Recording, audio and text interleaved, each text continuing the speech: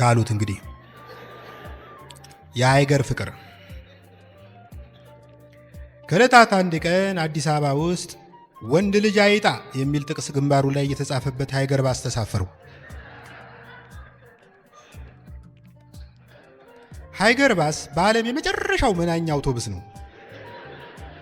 ቻይና ለአፍሪካ ችስታ ሀገሮች አንድ ባቡር በሸጠች ቁጥር ምራቂ አድርጋ የምትሰጠው ሃይገር ባስን ይመስለኛል። ደረጃ መዳቢዎች ከጋሪ ከፍ ከባጃጅ ዝቅ አድርገው ይመድቡታል። ባሱ ሁሌም በሰውና በጥቅስ የተሞላ ነው። 10 ሰው ከባሱ ሲወርድ አይተህ እፎይ ግልግል ብለህ የተለቀቀ ወንበር ለመውረስ ስትታደፍ በምትኩ 30 ሰው ተከትሎ ገብቶ እንደ ጉም ያፍንሃል። ተሳፋሪው አንዱ ባንዱ ላይ ከመጣበቁ የተነሳ ከአውቶቡስ ስትወርድ የታጠቅከውን ቦላሌ ሳይቀር ጥለህ ልትወርድ ትችላለህ። በሃይገር ባስ ውስጥ ብዙ ጊዜ ሙዚቃ አይከፈትም። ከተከፈተ አየሩን የሚቆጣጠሩት ኬኔዲ መንገሻና አረጋይ ወራሽ ናት።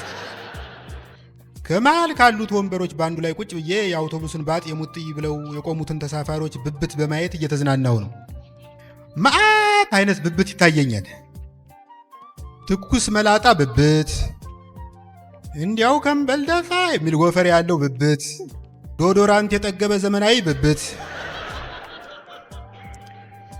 ላብ የሚያካፋ ዳይፐር የሚሻ ብብት፣ በጠረኑ ጎረምሳ አይጥ መግደል የሚችል ብብት፣ በጣም ከመጎድጎዱ የተነሳ ቢያጮልቁበት የባለቤቱን ሳምባ የሚያሳይ ብብት።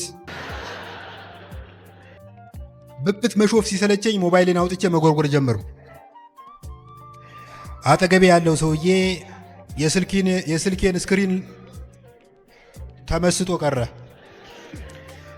ልገላምጠው ፈልጌ ለመገላመጫ የሚሆን ክፍት ቦታ የለም። ወንድሜ ኧረ ተፋታኝ፣ ሞባይሌ 4 ኪሎ ማስታወቂያ ሰሌዳ መሰለ እንዴ ልለው ፈልጌ ነበር። መተው ነገሬን ከተተው ብዬ ዝም አልሁ። ለነገሩ ብሳፈጠውስ ምን አመጣለሁ? ባሬላ ሲሸከም በኖረ መዳፉ ትንሽ ገፋ ቢያደርገኝ ከመስኮት ወጥቼ ተከታዩ አውቶቡስ ውስጥ ልገባ እችላለሁ። ሸማቾች ላይ ስንደርስ ታወርደኛለህ የሚል የሴት ድምፅ ሰማሁ። ወደ ድምፁ ዞር ስል በአሮጌ አንሶላ ሕፃን ልጅ ያዘለች ሴትዮ በቆመችበት ትወዛወዛለች። የልጁ ግማሽ ሰውነት እኔ ላይ ስላረፈ ተጋግዘን አዘል ነው ማለት ይቻላል። አሳዝናኝ ወንበሬን ለቀቁላት። በለቀቁት ወንበር ከበስተጀርባ የቆሞ የነበረ ጎረምሳ አመሰግናለሁ ብሎ ተቀመጠበት። የታዘለው ልጅ አውቶቡሱን በለቅሶ መቀወጥ ጀመረ። አባቢው እንጂ አልኳት። ተው አልቅሶ አልቅሶ ሲደክመው ሞተር ያጠፋል። ምን ነው ጨከንሽበት? የአብራክሽ ክፋይ አይደለም እንዴ? አይደለም። ስኳር ቅድሚያ የሚሰጠው ልጅ ላለው ነው ስለተባለ ተጎረቤት ተውሻው ነው። በሾፌሩ በጋቢና መስታወት ማት አይነት ጥቅስና ስዕል ተገጥግጧል። ደንበኛ ካልቀበጠ ንጉሥ ነው ይላል አንዱ ጥቅስ። የክረምትን ፀሐይ የባዳን ጥርስ አትመን ይላል ሌላው። ሾፌሩ ጥቅስ አጥብቆ ከመውደዱ የተነሳ ለኃይለኛም ኃያል ለአጥቂም ማጥቂ ያለበት አሰንብተኛ አምላክ ባይኔ ጉድሊበት የሚል ጥቅስ ግራ ክንዱ ላይ ተነቅሷል። ስማ የሾፌሩ መስታወት በጥቅስና በስዕል ተሸፍኗል። መንገዱ እንዴት እያየ ነው የሚነዳ አልኩት ወያለው አጠገቤ ሰቅስቆ ሲያልፍ። አትጨነቅ ጀለሴ አለኝ ወያለው። ሾፌሩ 4 ዓመት በዚህ መስመር ስለነዳ መንገዱ አይጠፋውም። ጉርድ ሾላ ስንደርስ ባሱ ተበላሽቷል ተብሎ ተራገፍን። የጎዳናውን ዳር ይዤ ሊፍት እየቆላወጥኩ ቆምሁ። የኮሎኔል አልፋ ባለቤት ወይዘሮ ሮዝ አዲስ ሞዴል ላንድ ሮቨር እየነዱ አይተውኝ እንዳላዩኝ አለፉ። አልፈርድባቸውም። ለእኔ ሊፍት መስጠት አንድ ደባሪ ትዝታ ሊቀሰቅስባቸው ይችላል። በአንድ ወቅት እኔና ወይዘሮ ሮዝ ጂም ውለን ስንወጣ ሊፍት ጸደቁብኝ። ጋቢና ተቀምጬ እያወጋን ስንሄድ መብራት ያዘን። መብራት ላይ ኩላት ትፋን የመሰለች ግድንግድ የጎዳና ተዳዳሪ የመኪና መስኮት እያንኳኳች ትለምናለች። ለነገሩ ፊቷ ላይ ያለውን ኩራት ለተመለከተ የምትለምን ሳይሆን ድርሻዋን የምትጠይቅ ነው የሚመስለው። ወይዘሮ ሮዝ መስታወቱን አወርደው ሽልንግ ሰጠው በመገላገል ፈንታ የቤት ሰራተኝነት ብቀጥረሽ ትሰሪያለሽ አሉ። ለምን አልሰራም መለሰች ኮረዳይቱ። ታያለሽ ጎዳና ተዳዳሪቱ የሰጠችውን ምላሽ መዝግቤ ለትውልድ ባላስተላልፈው ደስ ይለኝ ነበር። ያንቺን ጭገር ሲያበጥሩ ለመዋል ደግሞ ምን ተያዥ ያስፈልጋል? ከብዙ ጥበቃ በኋላ አንድ አውቶቡስ ያለሁበት ቦታ ደርሶ ቆመ። መላው ሰውነቴ ገብቶ ሳያልቅ ጉዞውን ተያይዞታል። ለመጀመሪያ ጊዜ በስነ ስርዓትና በጥሞና የተቀመጡት ተሳፋሪዎችን በማየቴ እየተገረምኩ ሾፌር መገናኛ ሲደርስ ታወርደኛለህ አልኩ ወንበሬ ላይ ተደላድዬ። ጌታው ይሄ ቀራኒዮ መድኃኔዓለም የሚሄድ የንግስ አውቶቡስ ነው። ከዚህ በኋላ ደብረ ሊባኖስ ሳንደርስ አንቆምም። የባከነ ሌሊት ወይ ሮንድ አላደርሁ ወይ ኮከብ አልቆጠርሁ ወይ ደልቶኝ አልጨፈርሁ ወይ ውስኪ አልተዳፈርሁ የባለጌ ወንበር ኮርቻ አልተሳፈርሁ ወይ ሰዓታት ቆሜ ቤተክርስቲያን ስሜ ሰይጣን አላሳፈርሁ።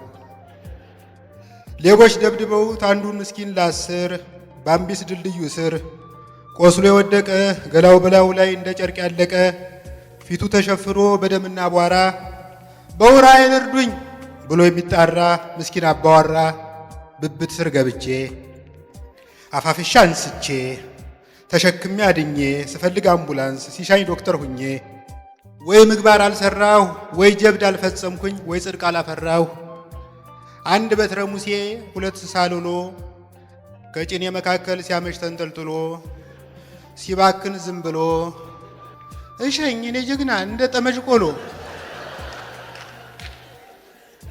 የምትል መለሎ ልቤን ሳትሰውረው አልጋዬን ሳትሰብረው ወግ ቢጤ ሞንጭሬ ፌስቡክ ላይ ሳለጥፍ እናቷን ጨረቃ የሚል ግጥም ሳልጥፍ አንዲት ሴት አዳሪ ቺቺኒያ መንገድ ላይ ድሏ ሰባራ ሰውነቷ ማላይ ካፊያውና አምባዋ ተጋግዞ የሚያረጥባት ደንበኛ ስትጠብቅ ደመኛ ጥሎባት 5 ደፋሪዎች ከበው ሲያዋክቧት ሲገፉ ሲስቧት ኧረ በእናታችሁ በወላድ ማህፀን እህት የላችሁም ብላ ስትማጸን ልመኗ ስቦኝ እንዳበጀ በለው በደሏ አንገብግቦኝ ከኋላ ደርሼ ነበልባል ለብሼ ነበልባል ጎርሼ እንደ ብሩስሊ እንዳየሩ ጋኔን እግሬን ወንጨፍ ወንጨፍ ወዝወዝ ወዝወዝ ጎኔን በማረቃኝቼ ከኋላ ነው ሲሉ ከፊት ተገኝቼ ከአምስቱ መካከል 4ቱን ነጥዬ ከቻልኩ በካራቲ ካልቻልኩ በሳቅጥዬ ድል ሳላስመዘግብ ውጥረት ሳላረግብ ወይ ታሪክ ሳልሰራ ወይ ታሪክ ሳልዘግብ ያለምንም ጣጣ ያለምንም ጸጋ አለ ሰበብ መሽቶ አለ ሰበብ ነጋ።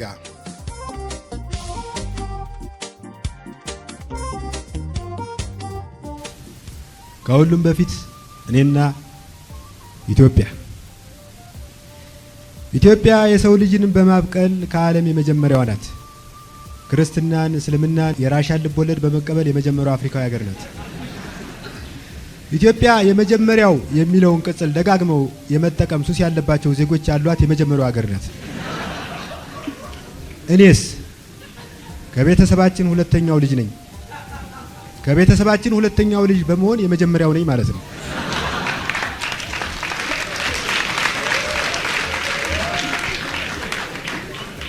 በመንደራችን ታሪክ ውስጥ በ4 ዓመት ዕድሜው በጋዜጣ ላይ ታሪኩ የተጻፈለት የመጀመሪያው ሰው እኔ መሆኔንስ የምናውቀው ስንቶቻችን ነን? አባቴም ስለ ልጁ በመጻፍ ከመንደራችን የመጀመሪያው ሆነ። አባቴ ስለ እኔ የጻፈውና በጋዜጣው ላይ የወጣው የሚከተለው ነው። የአፋልጉኝ ማስታወቂያ። ልጄ በእውቀቱ ከ2 ቀን በፊት ትምህርት ቤት ሊሄድ ብሎ እንደወጣ ሳይመለስ ቀርቷል። የልጄ መልክ እዚህ ፎቶግራፍ ላይ የምታዩትን ምስል ሊመስል ምንም አልቀረው። በእርግጥ ፎቶ እሱ አይደለም፣ የታናሽ ወንድሙ ነው። ግን ያፋልጉኝ ማስታወቂያን ያለ ፎቶ ከማውጣት በአይነ ውሃ የሚቀራረብ ምስል ፈልጎ ማውጣት ይቀላል ብዬ ነው። ከፎቶ በተጨማሪ ሌሎች አይነገብ የሆኑ ምልክቶች አሉት። ጀርባው ላይ ያለንጋ ምልክት አለበት። በተጨማሪ ባለ 16 ሉክ ደብተር ይዟል። ደብተሩ ቀን 4 የትምህርት አይነቶችና አብቃቅቶ ይጽፍበታል። ማታ ማታ እኔና እናቱ ከገበያ የሚገዙ የሸቀጥ ዝርዝሮችን እንጽፍበታለን። እንግዲህ እኔ መሰለው ውዱ ልጄ ከቤት እንደወጣ አልተመለሰም። ያገኘው ሰው ቤት ወስዶ በጉዲፈቻ ቢያሳድግልኝ ወረታውን እከፍላለሁ። አባቱ በመጀመሪያ እግዚአብሔር የኢትዮጵያን ሰማይና የኢትዮጵያን ምድር ፈጠረ። ከጤፍና ከበርበሬ በቀር በምድሪቱ አንዳች አልነበረባትም። እግዚአብሔርም መጨላለሙን አይቶ ብርሃን ይሁን አለ። ከዛ ጊዜ ጀምሮ ለመብራት ኃይል እንከፍላለን። እግዚአብሔር አስቀድሞ በሬም ፈጠረ። ለቅቅል፣ ለክትፎ፣ ለጥብስ የሚሆን ስጋንም በየአቅጣጫው መረገበት። ፈጣሪ የስጋ ጣዕምን፣ በሬ የስጋ ጦምን ፈጠሩ። እግዚአብሔር ከፊደላት መካከል ፍን ብድግ አድርጎ ፍሪዳን ሲፈጥር በሬም ከቃላት መካከል ፍን አንስቶ ፍልሰታን ፈጠረ። ቀጥሎ እግዚአብሔር ውሃን እንደ ገመድ ጭኑ ላይ ፈትሎ አባይን ፈጠረ። አባይም ለግብፃውያን ምሳ ለኢትዮጵያውያን ምሳሌ ሆነ። አባይን ያላየ ምንጭ አመሰግናል፣ አባይን በጭልፋ ወዘተ። ከዚያም እግዚአብሔር ወደ ኢትዮጵያ ስንጥ ሸለቆ በመውረድ ሰውን ከአፈር ሰራው። ሰው ከአፈር ለመሰራቱ ምስክርነቱ ከጆሮ እፍኝ ሙሉ ኩክ መውጣቱ። አዳም እና ሔዋን ጫት ተፈቅዶላቸው የእውቀትን ዛፍ ቅጠል በመቃማቸው ተባረሩ፣ ዓይናቸውን ገለጡ። እነ ወርቃናቸውም መሆናቸውን ሲያውቁ ሻወር ወሰዱ።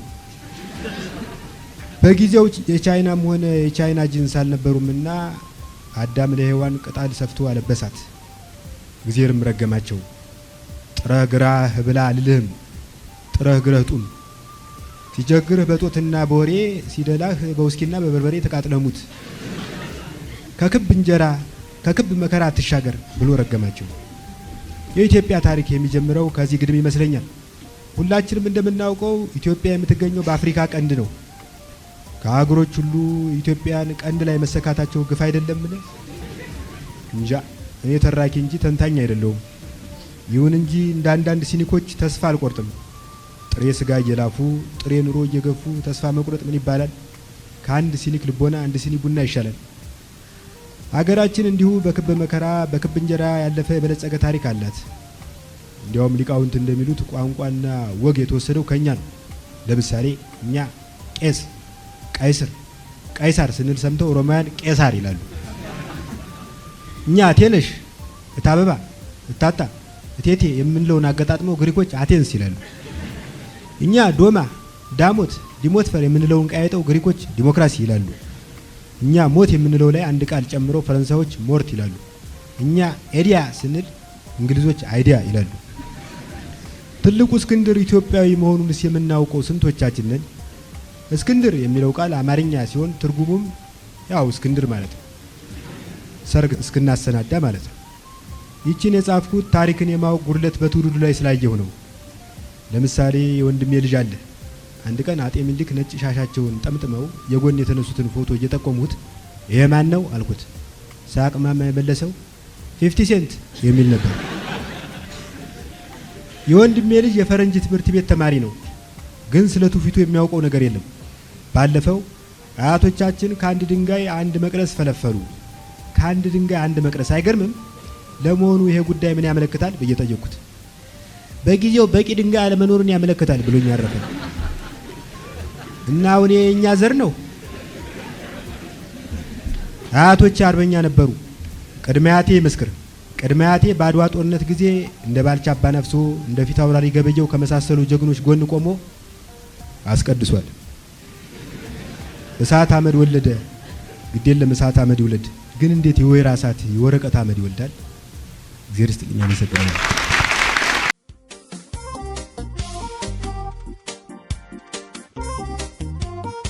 ሰናይት ለተክለ ሚካኤል ከዚች ሀገር ልትመነጥቀኝ ደፋ ቀና እያልክ እንደሆነ ሳስብ ልቤ በደስታ ይሞላል።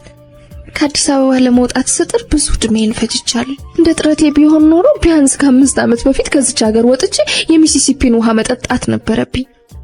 አዲስ አበባ የመጨረሻዋ ምስኪን ሀገር ሆናለች። ነዋሪዎቹ አዲስ አበባ ውስጥ ሰው ከመሆን ዋሽንግተን ውስጥ ጥንቸል ሆኖ መፈጠር ይሻላል ማለት ጀምረዋል። የአዲስ አበባ ግብ መሄድ ብቻ ሆኗል። የአዲስ አበባ ሰው እንደ ያዕቆብ ድንጋይ ተንተርሶ እያደረ ከቦሌ እስከ ዋሽንግተን የተዘረጋ መሰላል በህልሙ ያያል። ዲቪ ለመሙላት እንደ ነውር እየተቆጠረ ነው። እናቶቻችን ለነፍሳቸው ወደ ኢየሩሳሌም እንደሄዱ እህቶቻችን ለስጋቸው አረብ ሀገርን እየተሳለሙ ነው። በእርግጥ ተሳልመው ያልተመለሱ እህቶቻችን ብዙ ናቸው። አዲስ አበባ የወላድ መካን ሆናለች። ልጆቿ ክንፍ አብቅለው ይወለዳሉ። ኑሯቸው ማኮብኮብና መብረር ሆኗል። ምን ማድረግ ይቻላል? እኔ ራሴ ክንፍ እያቆጠቆጥኩ ነው። የዚህ ትውልድ አባል መሆኔን አትዘንጋ። ከገርጂ ፒያሳ ከፒያሳ ፖሊስ ሰፈር ስቀያይር ኖሬያለሁ። በስራዬ አልረካም፣ በኑሮዬ አልደሰትም። መሻሻል እፈልጋለሁ። ሰው መሆን እፈልጋለሁ። ሰው የምታደርገኝ አገር ደግሞ አሜሪካ ናት። እዚህ ዓመት እንደምንም ብለህ ብትጨርስልኝ በሙሉ ልብህ እንደምትወደኝ አረጋግጣለሁ። ጆሮዬን አቅንቼ የምጠብቀው ያንተን ጥሪ ነው። አሁን እዚህ አዲስ አበባ ውስጥ በአካል እንጂ በመንፈስ የለሁም። ፊልሞችን የምመለከተው እንደ ድሮ አይደለም። ሁኔታቸውን እየሸመደድኩ ነው። ሳክብኝ እንዴ? አገር ቤት ያሉት ደህና ናቸው። አንዳንዶቹ እዚህ አዲስ አበባ ለመምጣት ይጓጓሉ። ሁሉ ነገር አልጋ ባልጋ ይመስላቸዋል። እኔ እንደሆነ እንኳን ሌላ ሰው ልጨምር ራሴን ማውሎ ማሳደር ያቃተኝ ነው። አሁን ብረሪ እያለኝ ነው። ብረሪ ታርፋለሁ። አንተ ታውቃለህ። ጓደኛ ታመነን ሰላም በልልኝ።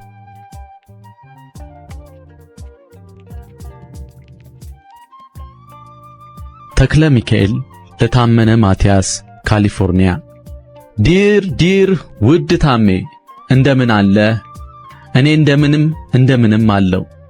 just wasting my time in vain።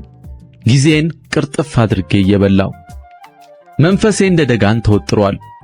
ሁሉ ነገር ብዥ ብሎብኛል። እቀናብሃለሁ።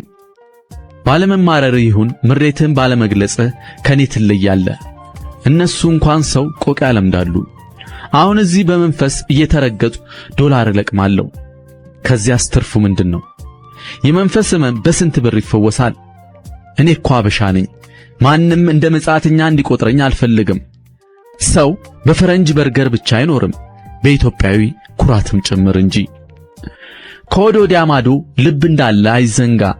የልብ መጽናኛ ምንድነው? ክብርን መጠበቅ ነው ወዳጄ። ስለዚህ ራሴን አወድሰዋለሁ። ቀይም ወንዝ ነህ እለዋለሁ። ቀይም ወንዝ ነኝ። ሸለቆውን አየሁት፣ በረሃውን መረመርኩት። ወደ ከተሞች ተንዠቀዠኩ፣ በባዕድ አደባባይ ላይ ፈሰሱ። ከዚያስ በድሎት አሸዋ ውስጥ ሳልሰርግ ለመንቃት ፈለግኩ። I am a stream that flows backward to my source። የኋልዮሽ ወደ ምንጭ የሚፈስ ጅረት ነኝ የሚለውን አነበብኩ። ቁዘማዬ በረታ። በተደጋጋሚ የከፍተኛ ቁዘማ ዲፕሬሽን ሰለባ ነበርኩ። ፈውሱን ስጠይቃቸው it's a manic depression እያሉ የህመሜን ስም ይነግሩኛል። ወትሮም እነሱን ማመን ጭጋግ መዝገን ነው።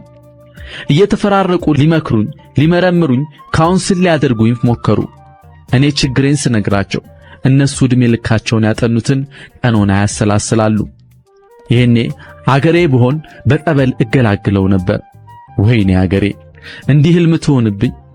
ያቺ የጊዮን አገር ያልተበረዘች ያልተከለሰች የመብርሃን አስራት በሰይጣን ሰራሽ መድኃኒት ሳይሆን በውሃ ትፈውሳለች። እንዴት? ቅዱሳት መጻሕፍትን ግለጥ። It's already expressed on the holy scriptures። የእግዚአብሔር መንፈስ በውሆች ላይ ሰፎ ነበር ይላል። በየትኛው ውሃ? በሚሲሲፒ ላይ እንዳይመስል። ያኔ ሚሲሲፒ የታለና? ቢኖርም ባዶ ሸለቆ እንጂ ውሃ አልነበረውም።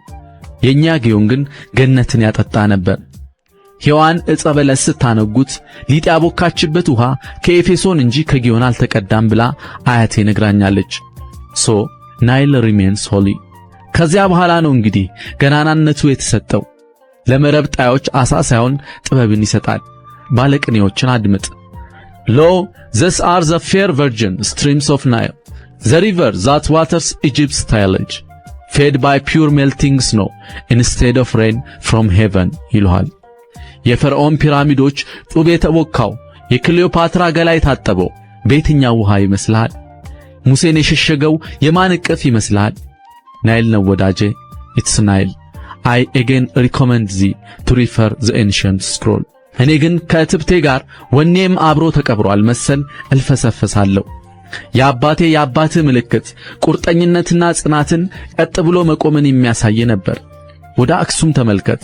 It's a symbol of endurance and fertility። የአባቶቼ ጽናት የአእምሮህ ጥልቀትና የልምላሜ ተምሳሌት ነው። አየህ እንዴት እንደተቀዳደምን። የጥንቶቹ ሩጫቸውን ጨርሰው እንኳን አልደረስንባቸው። ለማንኛውም ተስፋ መቁረጤን እየነገርኩ ነው። በህልሞቼ ወደ ረሳችኝ ጥንት ወደማውቃት አፈር ወደምትመስለው ማንኩሳ እመለሳለሁ። በአፈሯ ውስጥ ፈውሴን አገኛለሁ። beneath that soil lie my grandfather blood which can cure my infirmities። ከሞራል ስብራቴና ከአካል ዝለቴ መፈወሻ የሚሆነኝ የአባቶችን አጥንት ድንግል አፈሯ ውስጥ አገኛለሁ። ይህን ስልህ ትፎክራለህ እንጂ አትታገልም እያልክ እንደምትሳለቅብኝ አውቃለሁ። ከዚያ በኋላ የምፎክርበት አቅም እንደማይኖረኝ ይሰማኛል። በምበላው፣ በምሰራው፣ በማየው ጭምር ደስተኛ አይደለሁም። ይህ ሳይንስ አዲስ አበባ ያለችው እጮኛዬ ልታጽናናኝ ሲገባት ካልጎተትከኝ እያለች ታጣድፈኛለች። እኔ ግን መመለስ አለብኝ። What is life after all? እናቶቼ ቅጠል በልተው ቅጠል ለብሰው እየኖሩ ደስተኞችና ጥበበኞች ነበሩ። አያቴ ስትጸልይ ምን ትል ነበር መሰለ? አቤቱ የተኮረኮመ ልብ ስጠኝ፣ ለመኖር አንድ ዛፍ ይበቃኛል። ከፍሬው ራቴና መድኃኒቴን እሰራለሁ፣ ከቅጠሉ ቀሚሴን እሰፋለሁ። ሽመላዎች፣ ንቦችና ሽኮኮች ባልንጀሮቼ ይሆኑኛል። የተመረጠውን መሐሌት ያሰሙኛል፣ የተመረጠውን ወለላ ያጠጡኛል። አሁን እግሬ ዋሽንግተን ስላለ ወገኖቼ የአሜሪካ ሰው ብለው ይጠሩኛል። ኖ my fellow in spirit, I am floating on Abraham bosom, that is my motherland. አሁን በመንፈስ በእናት ምድሬ እቅፍ ውስጥ ነኝ። ለማንኛውም ሰሞኑን ኢሜል አድርግልሃለሁ። በቅርቡ እንደምንገናኝ ተስፋ አለኝ። ሲዩ የልጅነት የስደት የእብደትም ጓደኛ